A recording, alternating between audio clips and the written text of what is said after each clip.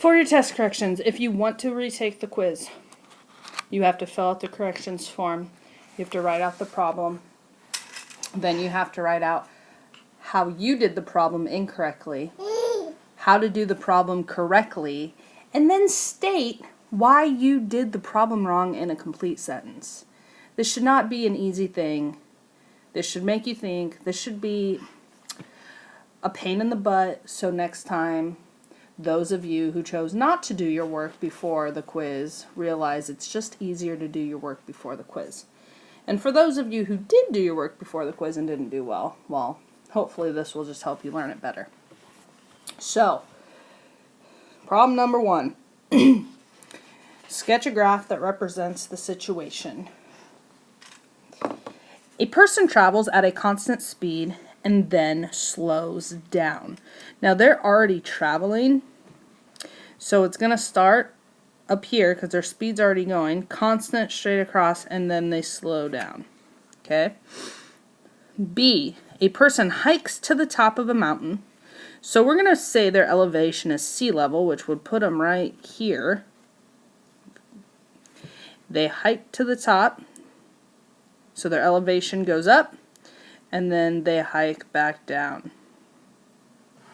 An airplane takes off. Now, some of you didn't put the airplane taking off from the ground. You started it kind of high up. No, an airplane takes off from the ground. Okay? So they take off, and then they're climbing for a while, then levels off, and then goes back down to the airport. Create a situation that could represent the graph. If you got points off on this, it's because for this part here, you did not say at a constant speed. Okay, so a situation would be something like a car driving at a constant speed and then slows down at a traffic light. The next one. Some of you need to learn how to read directions because it says explain why right here. And I would say about 75% of you did not explain why. My baby just laughed at you. So, most of you got whether they were discrete or continuous. Cost of buying 1, 2, or 3 packs of cards is discrete. Now, I'm not going to write out the why, but I will say it. You will write it out. It's discrete because if you have trading cards, $3 a pack. If you buy 1 pack, it's $3. 2 packs is $6. 3 packs is $9. The cost is never going to be less than 3, between 3 or 6, between 6 or 9, or more than 9. It's only going to be $3, $6, or $9. The number of visitors to a movie theater per day is discrete. Monday you had 55 visitors. Tuesday you had 132 visitors. Wednesday you had 44 visitors. You never had between that amount of people because it was a set amount each day. Distance traveled by a car for 30 seconds is continuous. Meaning, that car is always traveling. We could stop at any point and there would be a distance. Amount of money earned based on the number of candy bars sold is discrete. If you're making $1 per candy bar, you sell 1, you get $1. You sell 50, you get $50. You never make any change. It's 1 for $1, 2 for $2, 3 for $3. You can't make between that amount. Those are explanations of why. Okay, the next problem says a school secretary is buying pencils. The pencils come in boxes of 10. Sketch a graph to show the number of pencils the secretary could buy if she has enough money to buy 1, 2, 3, or 4 boxes. Tell whether the graph is continuous or discrete. So if she buys 1 box, she gets 10 pencils.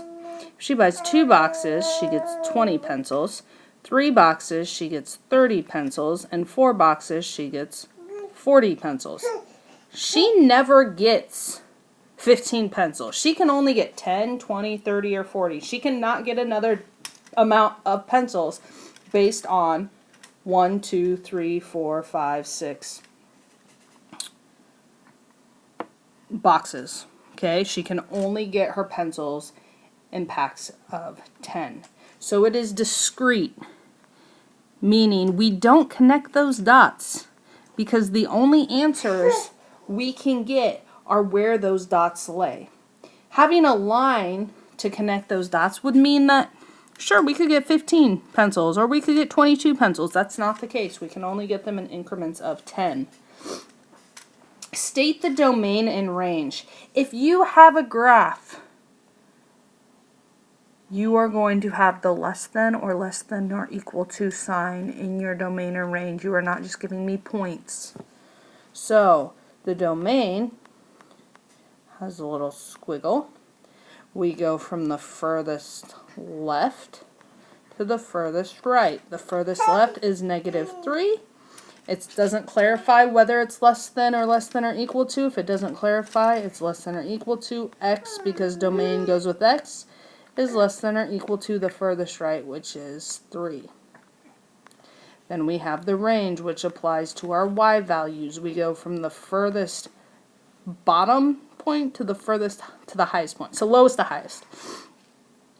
The lowest point is 0, is less than or equal to y, because range goes with y, which is less than or equal to the highest point, which is 4. Does this relation represent a function? Yes. Again, here's that explain word. It passes the vertical line test. Would be a great explanation.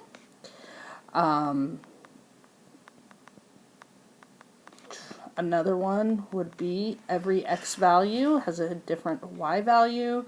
No two x's are the same. That's what it should have been. There are some that have the same y value. I messed up. It should be there are no two x's that are same. Every x value is different. Okay, next one. Given the diagram, state the domain and range. This is your x, this is your y. The box on the left is always x, the box on the right is always y, in a mapping like that.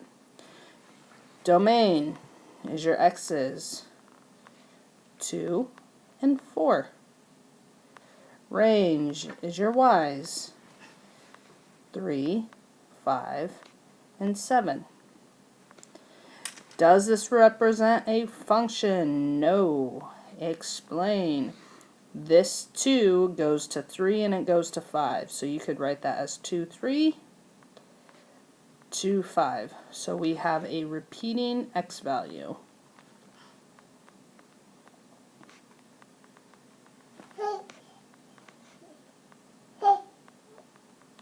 Okay. Use the table to create a relation that does not represent a function. It could be like 1, 1, 2, 2, 3, 4, 5, 6. Again, explain. Repeating x values. Now, it is not a, you could have really anything in there as long as 2 of your x values, 2 or more, are the same. Alright, the y, or the f of x is the same as y. That doesn't matter. You can make those numbers anything you want. The thing that makes that table not a function is having repeating x values. Okay, the next one. It was like we forgot what order of operations and absolute value meant. So, we have x equals -3 and x equals 7. So the first one we're going to put -3 in. Wherever we see x. -3 minus 1 plus 2. Now the only thing I'm solving is the right side, so stop here on the left side. -3 minus 1 is -4 plus 2. Absolute value of -4 is 4 plus 2 equals 6. Then, when x equals 7, so we have f of 7 equals absolute value 7 minus 1 plus 2. 7 minus 1 is 6. The absolute value of 6 is 6. 6 plus 2 equals 8. Okay, same thing. Now on number 9 is where a lot of people messed up the order of operations. Like, it looked like you had never even done order of operations before in your life. So, we have when x equals 4. So we get 2 times 4 squared minus 3. Exponents first, so 2 times 16 minus 3. Then 2 times 16 is 32 minus 3 is 29. Then we have x equals negative 2, so we have f of negative 2 equals 2 times negative 2 squared minus 3. Negative 2 squared is 4 minus 3. 2 minus 4 is 8 minus 3 equals 5. A fitness class is being held once a week for 8 weeks. The registration fee is $8 and the cost for each class attended is $5. Write a function rule to describe the total cost of the class. Function rules always start with f of x. Okay? It costs $8 to register. So you're paying $8. If you're going to say you're going to go to classes, so you're going to register, it's going to cost you $8.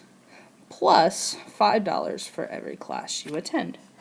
Okay? And we could make an XY table, right?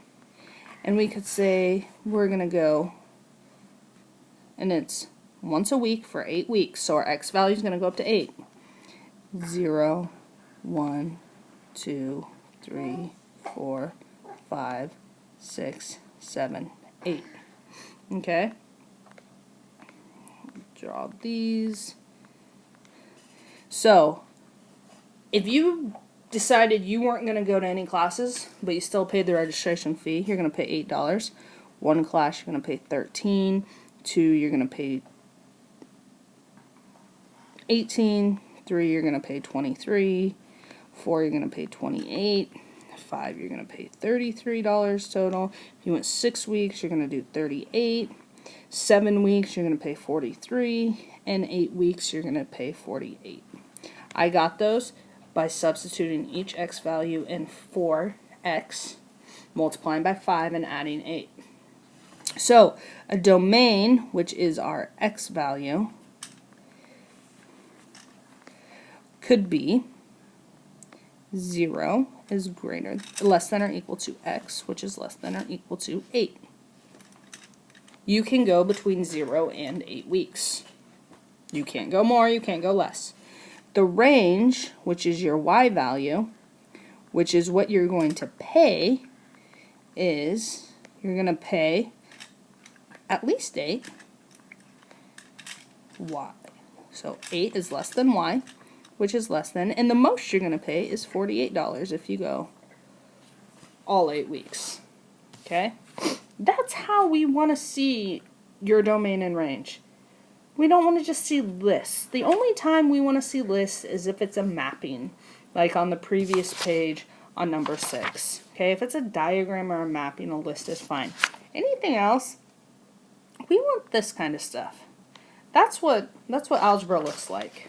Okay, we're getting out of the list, the elementary type way of showing our work, and we're showing some real stuff with signs, and it makes it look a little confusing because we're trying to build our math knowledge and make it look fancy. Okay, last page.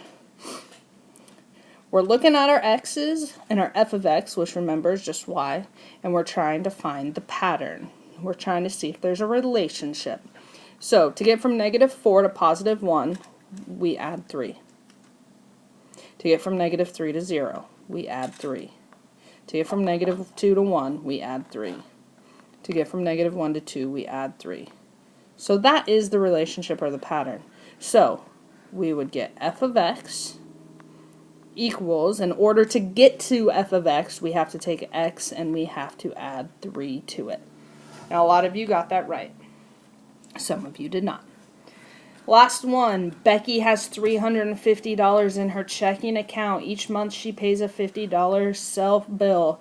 Write a rule in function notation. If it says function notation, it means f of x. that gives the amount in her checking account as a function of the number of months.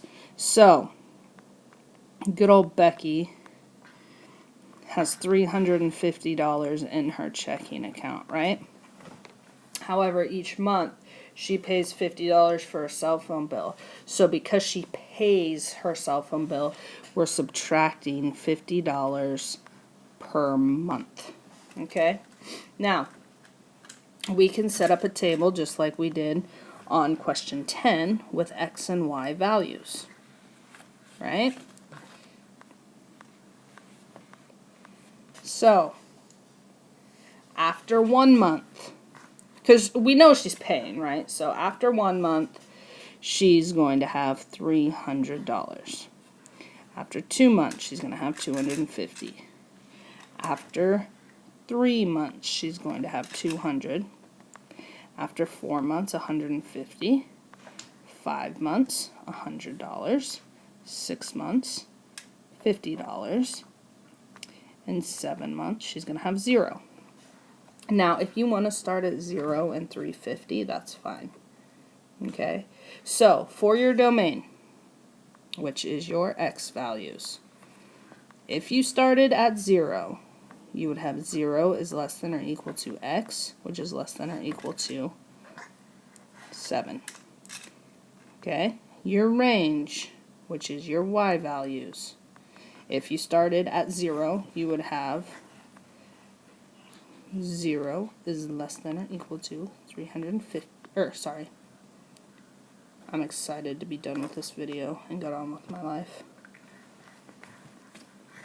Which is Y, which is less than or equal to 350.